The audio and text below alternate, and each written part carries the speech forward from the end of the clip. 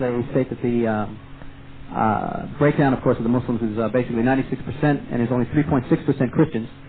One of the most interesting things concerning Indonesia, which is not brought out on this slide, is the fact that although the Muslims pretty much predominate in this land, every current head of state within Indonesia is a Christian.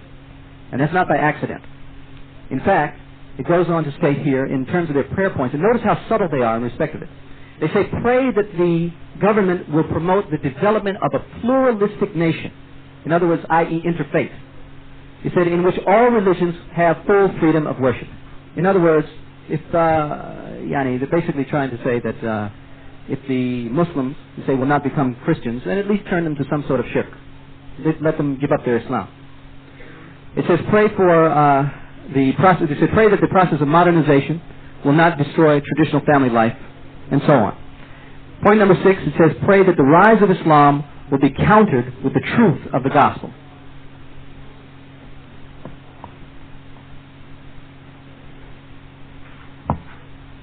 Kuala Lumpur, which of course is the capital of Malaysia.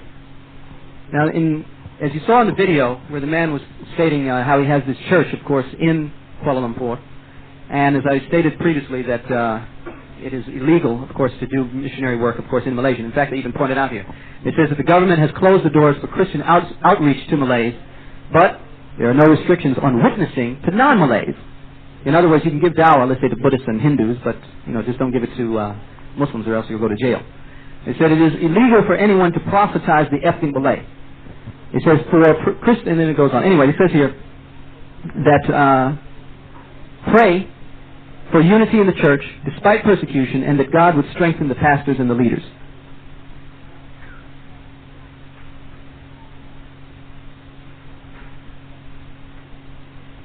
This last one, which is Xi'an, which is a small city, of course, or fairly large city actually, in China, where although China, for the most part, is basically a non-religious, atheistic type of country, and where Islam has basically been reduced to an ethnicity, so much so that even according to these demographics, it states that there's only 1.4% Muslims, okay, in this particular region. Notice what they say.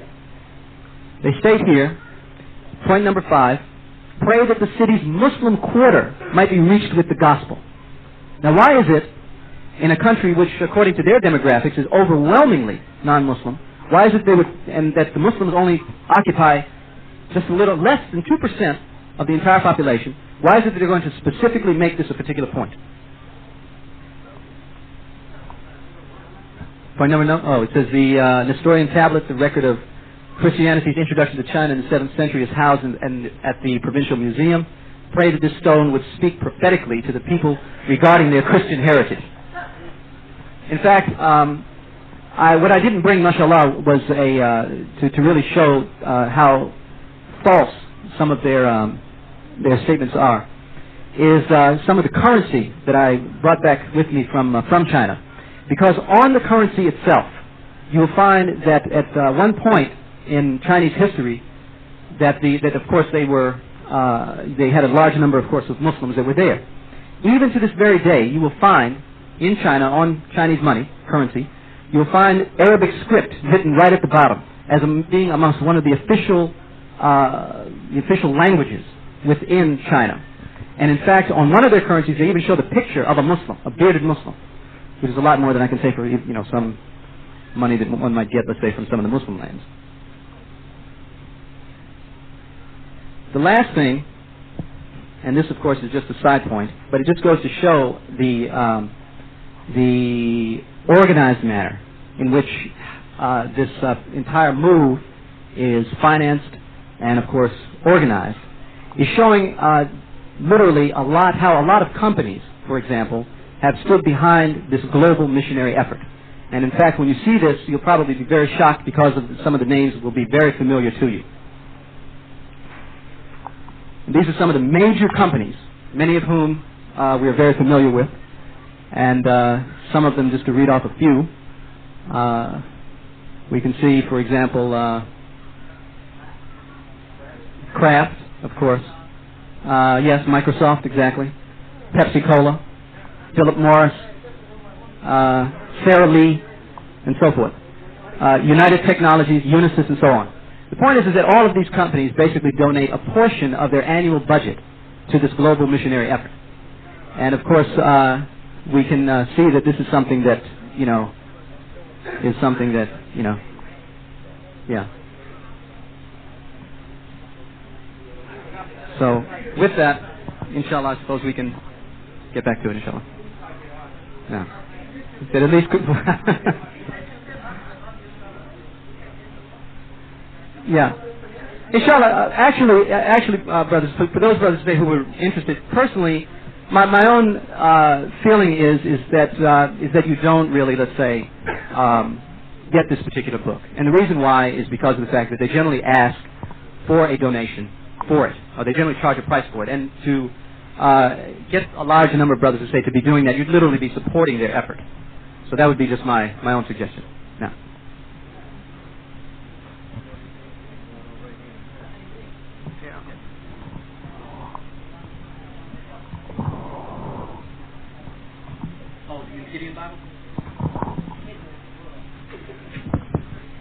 I'd like to make a few comments towards what Idris was saying, and I have to step out and go to the Arabic section for a little bit, and then I'll come back inshallah ta'ala. Allah subhanahu wa ta'ala in the Qur'an tells us that many of the people of the scripture wish or will continue to try to revert you back from your religion out of jealousy from them after the truth has become clear to them. This is just one example of the application of that verse in the Qur'an. And many Muslims, especially since most of the audience here are brothers from North America, and perhaps most of the audience here are people who were originally Christians who Allah guided to Islam.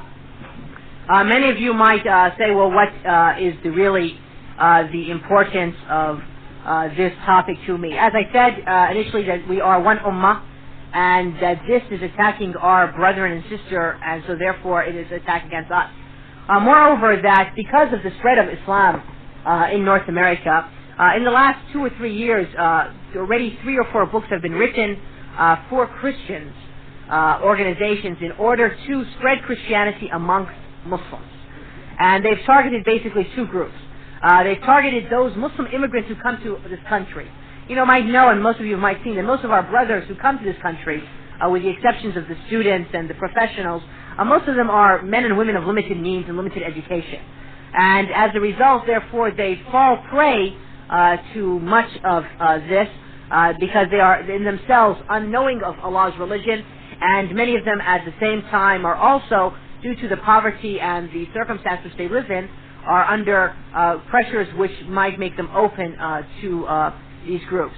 For instance, we know that when many of the Bosnians were brought over here, they were not allowed to contact Muslim groups, were put in different areas, and Muslims could not approach them in order to try to make them Christians. And likewise the Kurds, and likewise some of the Somalis also who were brought over here under the guise of relief, but were really turned over to Christian groups. The second point is that also they have targeted, the second group in their literature, is they've targeted the Afro-American brothers and sisters, feeling that, well, perhaps because of the injustice of their previous racism, if they do things right this time, everything will be back okay, and the brothers and sisters will return back to the church.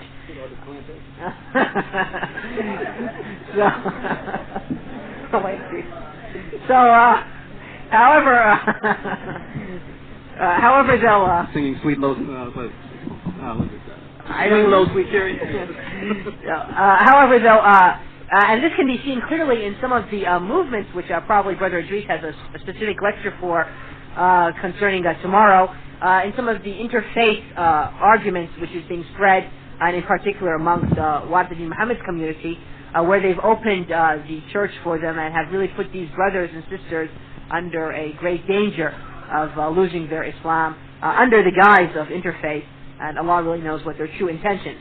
Indeed, some of the propaganda that Idris mentioned, like them saying that the word Allah means moon god, in order to make the Christians turn away from Islam. And one of the books that Idris brought with him from his collection is a book which has been recently published warning Americans about the Islamic invasion in North America. and how these mosques and organizations are popping up all over the place, and how it's a great danger for this country, and also continuing lies like the word Allah means moon god and so forth of that degree. And on the other hand, on the other end of it, you find traditional Christian writers like Al Lindsay, the author of the book The Late Great Planet Earth, which was the most popular book-selling book in the 1970s, selling over 19 million copies. In his latest book called The Final Battle, he discusses that really if these Muslims do not become Christians in the next 5 to 10 years, as you heard in the beginning of the tape, the AD 2000 movement says a gospel, a church and a Bible, church for every people and a Bible for every person by the year 2000. And this is because the Christians believe that at the year 2000 Jesus is going to come back and the Battle of the Armageddon will occur. And so in preparation for this, they've written this book, The Final Battle, saying that, look, if these Muslims, we'll try to save as many as we can, but afterwards we'll just go ahead and nuke them. And that's why you've got the nuclear mushroom cloud on the cover of that book. And that's some of the background regarding that. I'm going to have to step outside for a few minutes to the Arabic program, and inshallah ta'ala I leave you in the good care of Brother Idris, and I'll be back inshallah ta'ala later on if there's any questions, and I'm sure Brother Idris can answer any questions you might have regarding this. Jazakumullah khairan. Assalamu alaikum. Just to follow up a slight degree on what Brother Ali was saying. In fact, he mentioned it just at the beginning of the lecture, and that is the fact that, that there is a book, of course, which is being distributed for free here, entitled The True and Bogus Promise, which in fact elaborates on a number of these points. In fact, not only that, it actually goes to the extent of answering many of the questions and taking many of these ideas and concepts that we saw in the video, and of course were elaborated upon on the slides. It shows these things and takes them to their logical conclusion and shows you specifically where these Christian groups have or what they really have in mind. And I would encourage you, inshallah, to get your copy if you have not already.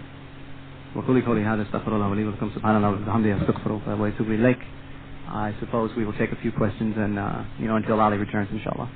No. No. Walaikum salam. Yeah, this isn't a question so much as just a comment. Alhamdulillah, recently had the opportunity to spend about a month in Azerbaijan. And for me it was very educational and a big surprise in a number of respects. So I guess the thing that was the biggest surprise was to see, I have been in other areas of the former Soviet Union, I've been in other Muslim republics, but I've never seen relatively large numbers of people with Muslim names ostensibly becoming Christian and going to Christian churches and so on. And it's bizarre. And this is in Baku, the capital there. So met with a number of these Azeris and so on, and I knew Muslims too who were going and just talking to these people at the churches and what the hell are you doing? And having them come and discuss Islam, Christianity, and so on in their homes. And I guess the only thing I'd say is that it seemed to me that what was painful for me to see were a couple things. One was the fact that a number of these people, very clearly to me, they weren't that interested in Christianity. They were just like way disillusioned with what they had seen amongst people calling themselves Muslims. And I think this is just a big problem. The second thing that I saw is that, as you pointed out, the relief organizations, the so-called Christian relief organizations, are extremely well organized, very well funded, and extremely active. And they're providing a lot of relief to people who really are deprived. And the Muslims just aren't there. I mean, you look around for them, and similar organizations or efforts just aren't there. And the money is there. I mean, there are Muslims who have the money and could be contributing, have the organizational skills and so on, and could be contributing to efforts like this. You see these Christian organizations, and I mean, they are out there providing relief to these populations where there are just large numbers of people who are really destitute.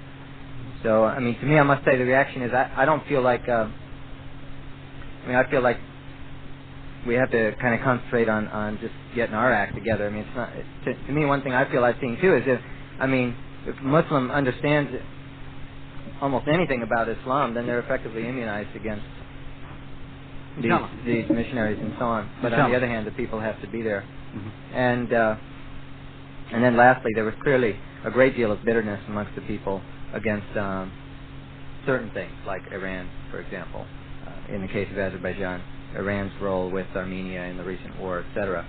And this has just hurt a lot. Just what the brother was pointing out, the fact is that when we see, for example, major corporations, Fortune 500 companies, basically providing the economic backing for this global push to Christianize the Muslim world, it stands to reason, of course, why it is that the Muslims are up against such, tremendous obstacles. And the interesting thing also is the fact that even though they have or are pumping in so much of a concerted effort with respect to their money and their companies and, of course, their organization, it's all basically on falsehood. And, of course, it is basically based on a methodology which is to just simply extract the people from any type of Islamic heritage and, of course, weaken them while bolstering their own ranks of Christians. Now, I was going to make a comment. For the believers, Allah subhanahu wa ta'ala is sufficient for us. And when we study the seerah of the Prophet sallallahu alaihi wasallam, one thing we obviously come across is that the Sahaba were in the beginning poor, and they did not have successes all the time. And if everyone was to come to Islam, become rich, and have all the technology, then no one would have ikhlas. And the people come into it, some people come no ikhlas. So we see the other groups of the mushrikeen very organized financially and mobilized. And we see the Muslims in certain situations that this should only increase our iman in Allah subhanahu wa ta'ala. That Allah is sufficient for us as believers, and we should hate to fall into kufr as much as you would hate to fall into the fire. And this also brings up another point, and the fact that how it is, if we look at some of the examples of the companions of the Prophet ﷺ, we'll find how the Prophet ﷺ sent one man, Muad, to one country, in this case Yemen, to spread the deen of Islam amongst that entire nation, and how that one man was sufficient to convert that entire nation to Allah's religion. And how much, it just really shows not just simply the power of the deen itself, but much more so, it shows really just how much effort we ourselves have to do in order to acquaint ourselves with the deen, and of course, basically being signposts to the truth. Because if the Prophet ﷺ would delegate one person to spread the deen in one region of the world, and yet we ourselves might say, for example, here we have a large, numbers, without doubt, let's say over 100 of us, I really doubt, and Allah knows best, that if any one of us, or that, let's say, if all 100 of us should go out, let's say, in an organized fashion to try to give da'wah, if we would be as successful as Muad was in converting an entire country. And Allah knows best.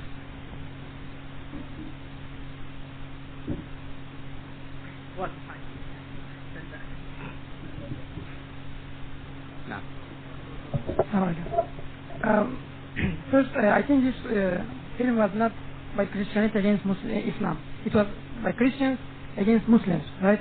So when we are sitting here, I saw that the brothers are comparing Islam with what they are doing. It looks like funny. So my question is, what was funny there? We were laughing only, okay? And what I saw was very perfect, working there, and comparing, we are doing nothing. And my question is, what was funny? Now, it was a very serious. The film itself is very serious, and of course, it's not a laughing matter. I think probably what some of the brothers may have been or found, funny was, of course, some of the testimony that they had on screen of the so-called,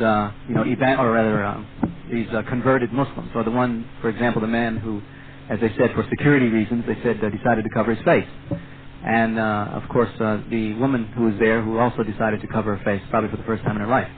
But the point is that I think it was probably those things that brothers found hilarious, but not necessarily the actual, the actual effort of evangelization. Also, I think you have to understand, brother, that for a person like yourself who's outside of the American context, this is a very serious thing. This is a direct attack. But for most of these brothers, Allah subhanahu wa ta'ala has guided them from some of those ridiculous statements of that foolishness which they call Allah's religion. And so therefore when they see this, it brings back memories of some stuff, and therefore they find it funny, you say. And that's why you get that reaction. I mean, if this is going to be shown tomorrow to the Arab brothers, I think the audience will be completely different. Will be very stern and very angered because they can see the faces of their families which are being targeted here. But for the brothers and sisters who have left that and are coming back from that context, they take it as what type of junk this they're trying to feed, and they therefore push it off. And I think in that context, some of the humor and also some of the statements were obviously inflammatory statements. I mean, that video, even if they did show that Moroccan person, if he truly was a Moroccan who became a Christian, who in the United States would be able to recognize who he is? You know what I'm saying? I mean, so therefore, they try to do this in order to put a seed in the minds of the Christians who are watching this program on the 700 Club or who are getting the video, that look, these Muslims are violent and they're going to come any moment and they're going to do something to you in order to rally their troops to the issue and so forth. So in that context, I think some of the ludicrous statements which were being said draw some humor from the brothers, and Allah knows best. But obviously it's a serious topic. I don't think Brother Idris would have chosen to tackle this issue here at this conference if it wasn't serious.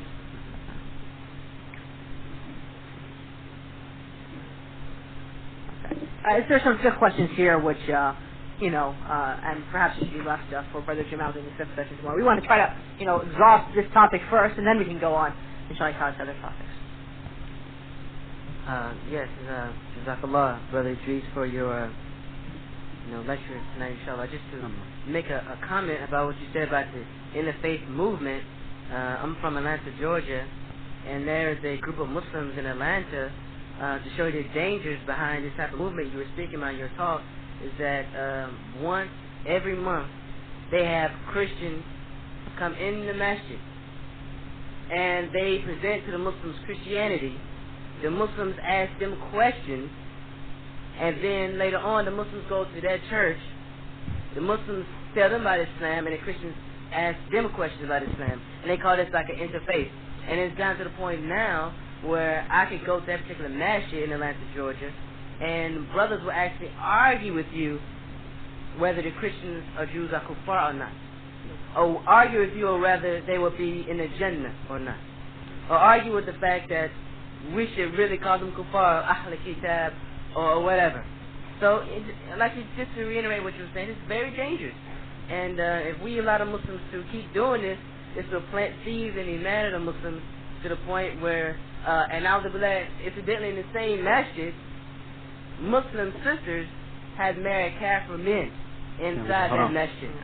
And it's dangerous. That plant seeds right there, let that kind of stuff go on. And the point I want to make is that look, that they've already started, because the spread of Islam, they've already started to target certain Muslim groups. One of the groups they said they targeted were the Afro-American brothers and sisters, and this is an example of how obviously a tool is just being used, and also the immigrant brothers. Those brothers, who drive taxis and work at 7-Eleven and so forth, who have limited education, limited skills, and therefore are in their what? No, not just taxi drivers. I'm just saying this type of migrant workers, who are you a taxi brother? Okay. So sure, that's true. I mean, sometimes you have hard luck and you need to get a job and stuff, but so worse off, huh?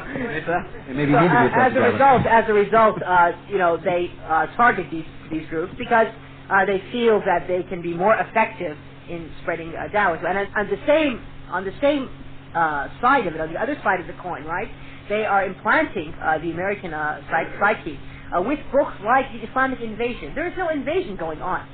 There is nothing of that. The da'wah organizations are so weak and so poor that there's no effective da'wah going on in the United States or in North America. All it is that people, because of the access to information in this country, by themselves are picking up Qur'an, by themselves are investigating into Islam, and by themselves are becoming Muslims without any people actually going out and giving da'wah. And I was sure that if we took a poll over here of people, how do they become Muslims, we'd probably find that most of the people by themselves sort of investigated and took shahada. But this is why to plant seeds of hatred, plant seeds of fear within this population. And of course this will have ramifications for the Muslims in the future in both a political and in a religious sense. And what lies for us in the future, Allah knows what will happen, but it seems ominous indeed. Yes, Brother Sufyan. Assalamu alaikum. Brothers and sisters in Islam, I came from a Christian background, so perhaps I can discuss about a little bit of problem. Alhamdulillah, they sure target the Muslims because we are among the best people and we are among the best believers. So they want to get us, you know, because we are like treasure on this planet, Muslim people on this planet. This we have to realize. Because among themselves they have problems. Among themselves nobody believes what they say. So it's certainly they're going to target Africa or Asia or any other parts of the land, because even in their own home, their own people don't believe what they say. And every Muslim here who accepts Islam from a background single, like same as me, is a little defeat to them, because we are like life sign that they target us, we will target you by their own homes and by their own country. Jazakallah khair. Assalamu alaikum. Assalamu alaikum wa rahmatullahi wa barakatuh. I would like to emphasize on behalf of American Muslim brothers here, to the brothers who have come to us from Islamic nations. In no way was the laughing in any gesture to say that we are not totally devoted to Islam, or even not offended in any way, or deeply shaken by the attack that is being presented to Islam. I'm here to say that on behalf of the American Muslims, if Islam would call to us for jihad, that inshallah, our brothers will stand up and give their lives for Allah subhanahu wa ta'ala. Allahu Akbar. La ilaha illallah. Allahu Akbar. Alright, some sister asked, are we ready to help the brothers and families who are brought here to weaken their deen, and do we have plans to help their deen? I would suggest that every single brother and sister should, what they should do is that they should adopt a Muslim person who comes to this country and remind them of their religion. I mean, for instance, if each one of us took one brother for all the brothers, and each sister took one sister, and, brought them into their homes for dinner or for lunch, and reminded them of Islam, and explain to them how Allah subhanahu wa ta'ala saves them from this darkness, so that they are not confused and think that this darkness is light, which they should go for. That would really do a good job in it. And you wouldn't believe how the brothers who come from overseas and sisters who come from overseas really become impressed when they see people come to religion. It reminds them. It sort of sets off something in them. So one should not feel in himself that he is incapable or unfit for that task. Yes, one shouldn't speak about Allah's religion when one doesn't have knowledge of it, but at the same time, each one of us have the ability to tell a person that Islam is something good, and the importance of, for instance, of keeping up the prayers, the importance, for instance, of staying to the mosque, the importance of staying away from those things which take a person away from his religion. I think these are all useful things, and if we all left with the determination and we went back to our cities, that each one of us adopted, and I mean adopted not in a physical sense, but just in a general sense, that in other words, take a friend, one brother or one sister for the sisters, and if more one had the ability, I think we'd do a good job at least to start that. Can a sister ask a question on the microphone here on this side? Yes, it's permissible in Islam. However, though, I mean, if the sister would write it, I think it would probably be better. However, if she can't write or something like that, and she must ask the question that way, then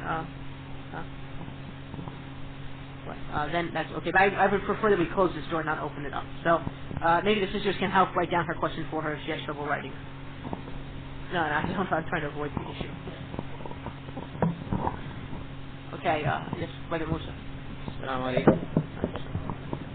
I don't necessarily have a question, just a couple of comments. I think that one of the remarks that Brother Idris made was very key, is that we have to organize. And we should not just come to these type of conferences merely to pick up a few bits of information, find some new knowledge, and then just for the sake of that, just getting the knowledge. We should utilize these opportunities that we have to take this knowledge and to take it back to our respective communities and begin to organize on the grassroots level or the local level. And we should not rely solely on organizations like IANA and other organizations to be responsible for us becoming active in our community to combat this type of thing that we've seen here tonight in our masjids, in our community, as well as the type of things that we see Muslims doing to actually help this kind of this type of thing that's being done by these Christians. And actually, sometimes I think some of the things we do actually aid them. And I think Brother Musa's comment is very correct. I noticed in the picture how they had that one woman from Chesapeake, Virginia, saying that she doesn't want to just change diapers her whole life, she wants to do something, you see. And the point is, what they've done is they've mobilized their whole society to fight Islam. And yet, brothers and sisters, are not asked to make great sacrifices. Nobody's been asked to go and give up all his wealth or to wage jihad in the path of Allah, but at least to show a concern to one's religion, concern by learning it and by applying it, and then, of course, afterwards by giving da'wah in the manner which is best, at least with his own family, if none others. I'd just like to add that this organizing doesn't have to be done on a large scale. It can be done by a few committed individuals within a community, using what little resources they have at their disposal. And if they can combine those efforts with the local community, the masjid, to further help them in this effort, then all of us should take the attitude that we have to do this to try to combat this kind of foolishness that's being done.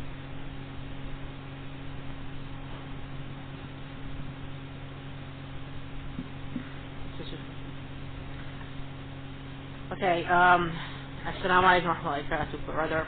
Alaikum salam, sister. Do you believe this film could possibly be an elaborate piece of Christian propaganda to elicit more money from the already misled kafir fools? Yes, of course, this is part of this, secondly, the fact that so-called Muslims who were depicted in the video were blacked out give rise to the terroristic and fanatical and murderous impression Christians and other non-Muslims already have to Muslims.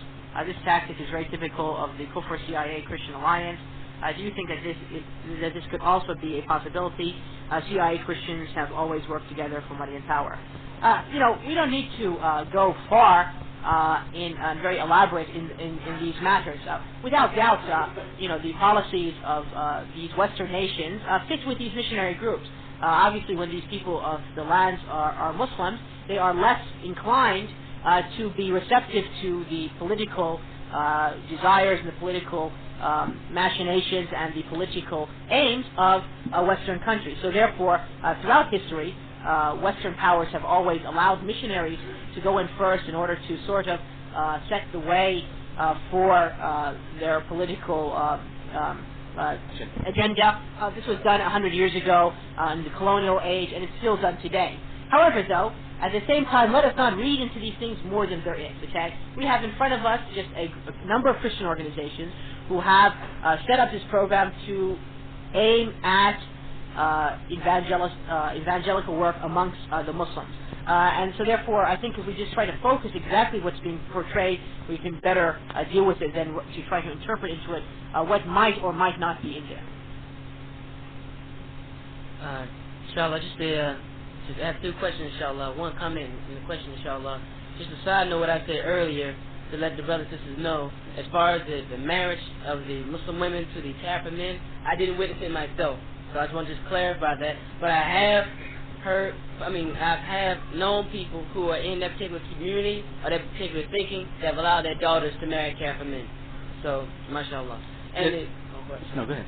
And my question was to you, Brother Idris, inshallah, is that I have some students of knowledge, or some brothers who may have, knowledge of Islam, say for instance like what Brother Ahmed Idris is doing as far as him, when he gives da'wah to the Christians, he might use biblical verses to prove his point as far as how, Isa ibn Maryam alayhi salam was a prophet of Allah, and he prayed only to Allah and this and so on. Some brothers are of the opinion that Muslims shouldn't even do that. We shouldn't even use their scriptures to give them da'wah. We should use only the Qur'an and the Sunnah, and that's it. So inshallah, I want to ask you your opinion on that thing, because I don't know about anybody else here, but that's how I came interested in Islam. I read a lot of Ahmed Didat books, and based upon what he wrote, it inspired my interest to leave Christianity. So inshallah, I want to know how you feel about that, inshallah. Well, basically, I feel that my own personal view is that such methods as is used by Brother Ahmed Didat with giving dawah, quote unquote, to Christians, I personally think is not the best way to do it. And the reason why is because of the fact that Allah subhanahu wa ta'ala has given us the correct methodology on how to give dawah to non-Muslims in the Qur'an.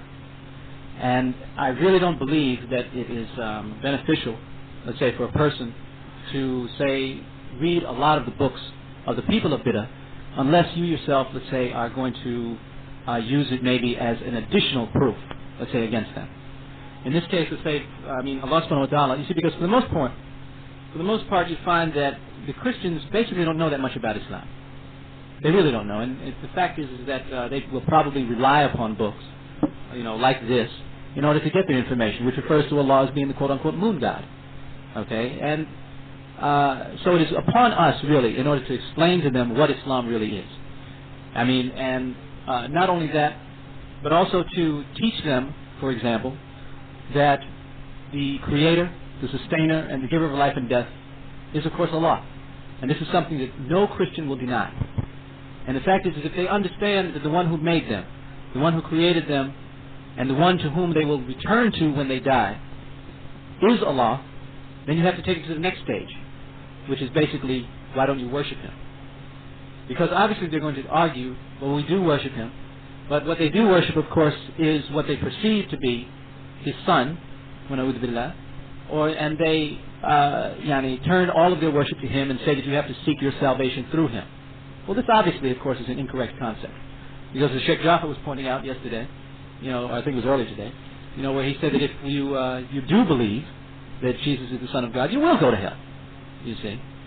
So the fact is that we have to approach this matter in the way that the Prophet ﷺ and his companions did, is to argue with them in the best manner, not by, say, using such terms as saying, how stupid you people could be, to follow such a book or something like this.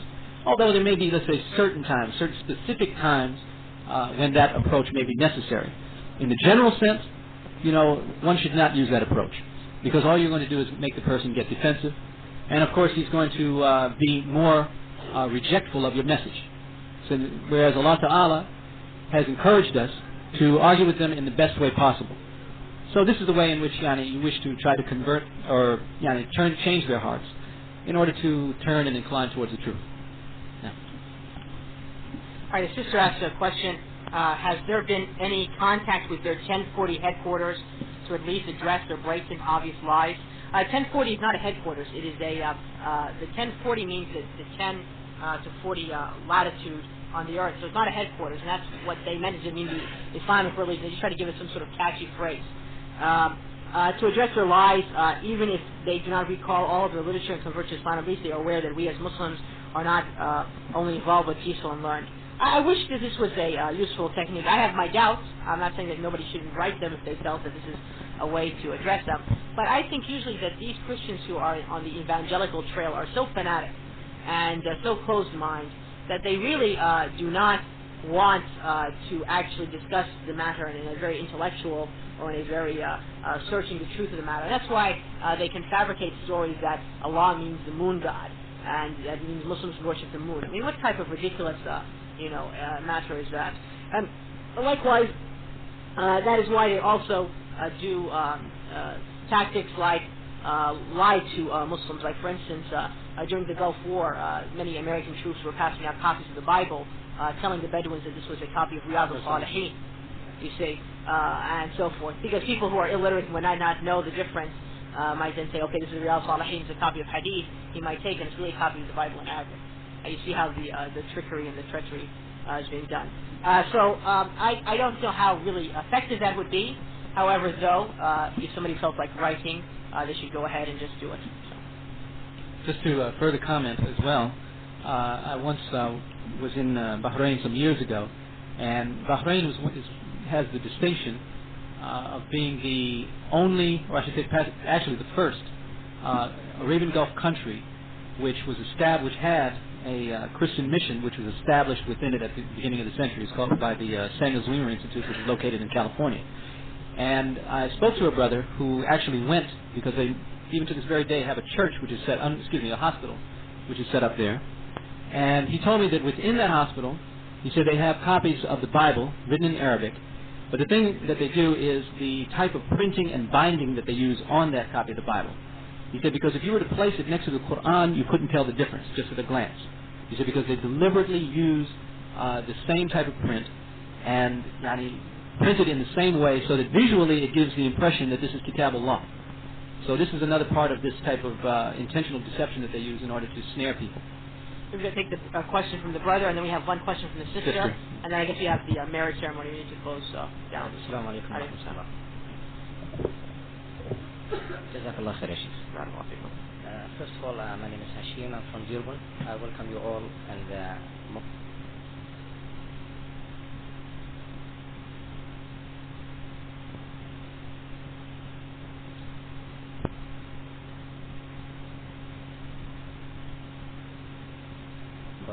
one comment I have here is just remember our brother, so many troops, they went to Somal and Allah turns Muslim, they become Muslim, and we are so proud of this. First of all, is that really true? An unborn Muslim became Muslim, he faced a lot of problems. Is any way in this convention to try to help those people? That's the first question. Microphone is okay, I'm sorry now. The question is, people from non-Muslim born, they've committed Islam, alhamdulillah. Is any way in the convention we could help them out? That's the first question. And I have another question. Is any way in this convention we could discuss a matter of media? And we know media is covered by Jewish, and we know the media is make Muslim all over United States or North America. They are terrorists and fundamentals and such and such. So Jazakallah khair. First question and second question. The second question in terms of the importance of media, that's a very important topic. And obviously it's reflected that many of the slides or the overhead projections that Idris showed mentioned radio programs and so forth. The Muslims do not even have that to serve for their own people, much less to give da'wah else. However, I would suggest that this question or comment should be raised to the program organizers. I'm just a guest who was invited to speak. I will take your suggestion to them. And Brother Idris is one of the program organizers, and I'm sure he's now will hear it and write it down when they discuss it. Perhaps in future conferences or gatherings, they will put something for the media. I didn't understand the first question of yours about helping Muslims. Did somebody become a Muslim in the conference? We, alhamdulillah, that's a lot of Muslims. They converted to Islam in Michigan. In Michigan. In Michigan, and because the reason we do have a lot of Muslims, alhamdulillah, and so many mosques. I see. And we have a small organization here to take care of that. But my question is for all of brothers. They come from all over different states. I know they feel lonely because I lived quite a little bit in the south, and we know how it is. They feel lonely as Muslim brother, especially when they commit to Islam. They need so many help until they get support, not financial. I'm talking about emotionally support. Hey brother, give it a chance, because we know how the devil starts controlling the human being, especially when he's strong. So that's it. We need to discuss. Inshallah, this is a second one. It does like a lot of organization to help them, to send in some people who really know how to speak up about those kind of meetings. Yeah, you're absolutely right. And about a year and a half ago, there was a magazine which is, I guess, available here called Sirat al-Mustaqim, and they did an interview with a number of people. One of them was myself, regarding on how to support people who enter newly into Islam. And I agree, there is a need, there is a lack of following up our brothers and sisters and providing them the emotional support. And part of that is due because those of us who come from overseas, we ourselves are unaware what is Islam.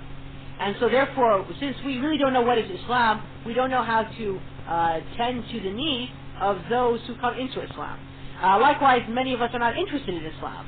And so therefore, it might not be among our priorities up there really high to take care of that.